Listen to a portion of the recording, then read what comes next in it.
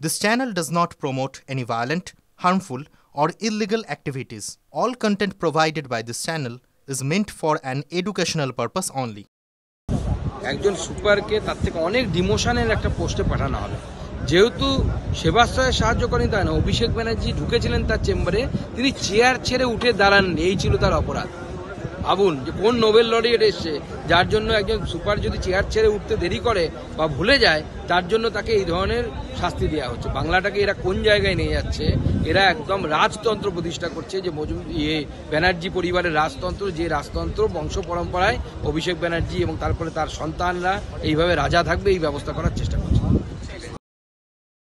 ওরা আগে ঠিক করে নি কার নেতৃত্বে কে লড়বে। আমার তো মনে হচ্ছে তৃণমূল কংগ্রেসের এবার 26-এ হয়তো দুটো করে ক্যান্ডিডেট থাকতে পারে বিভিন্ন জায়গায়। একটা তৃণমূল কংগ্রেস ভি ভাইপো আর তৃণমূল কংগ্রেস পিসি।